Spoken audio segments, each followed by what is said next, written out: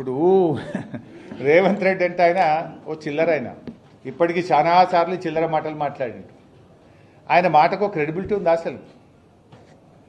4 పార్టీలు మారినోడు, రోజుకు 4 అబద్ధాలు మాట్లాడేటోడు, 400 అబద్ధపు హామీలు ఇచ్చి అడ్డదారిలో అధికారం ఎక్కినోడు, 15 ఆగస్టు కల్లా రుణమాఫీ చేస్తా అని దేవుని మీద ఒట్టుబెట్టి మాట తప్పినోడు, సిద్దిపేటకు వచ్చి ఆయిల్ పంప్ ఫ్యాక్టరీ ఇనాగ్రేషన్ సందర్భంగా 45 రోజుల్లో 9,000 కోట్లు రైతుల అకౌంట్లలో రైతు బంధు డబ్బులు వేస్తా అని మాట తప్పిన ఈ రేవంత్ రెడ్డి మాటలకు విలువ ఉన్నదా? అబద్ధాలు చెప్పుడు, అడ్డమైన మాటలు మాట్లాడుడు, అడ్డదారిలో అధికారాన్ని అనుభవించుడు, అబద్ధాల గారడితో కాలం వెల్లదీసుడు తప్ప నువ్వు చేసింది ఏమైనా ఉన్నదా రేవంత్ రెడ్డి? దేవుని మీద ఒట్టుబెట్టి, కనబడ్డ దేవుని మీద ఒట్టుబెట్టి రుణమాఫీ ఎగబెట్టింది నువ్వు కాదా? సిద్దిపేటకు వచ్చి 45 రోజుల్లో రైతు బంద్ వేస్తా అని 65 రోజులైనా రైతు బంద్ ఎగబెట్టింది నువ్వు కాదా? అసలు నువ్వు ఎన్ని అబద్ధాలు?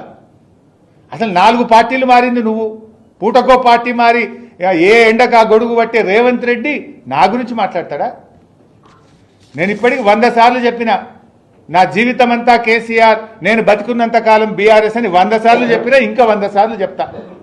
నువ్వేంది చిల్లరోనివి? నువ్వు అసలు నీకు నా గురించి మాట్లాడే నైతికత తక్కువ ఉందా?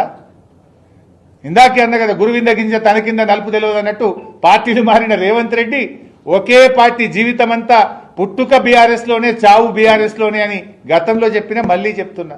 కొత్తగా చెప్పేదేముంది? నువ్వు పూటకో పార్టీ మారుతావు. ఇవాళ కూడా కాంగ్రెస్లో ఉన్నావు, మోడీ గారి పాట పాడుతున్నావు, బీజేపీ పాట పాడుతున్నావు. నువ్వు రేపేడుంటావో తెలియని నువ్వా నా గురించి మాట్లాడి? నైతికతకు, నిజాయితీకి నేను కట్టుబడి ఈ రాజకీయాల్లో పనిచేసిన, విలువలతో ఉన్నాం. నీకో విలువలే లేవు నీకు.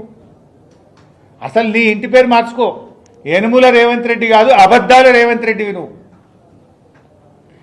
నీ ఇంటి పేరు మార్చుకోవాలి నువ్వు. ఎన్నికలప్పుడు నువ్వు చెప్పినటువంటి అబద్ధాలు నమ్మే ప్రజలు మోసపోయిండ్రు.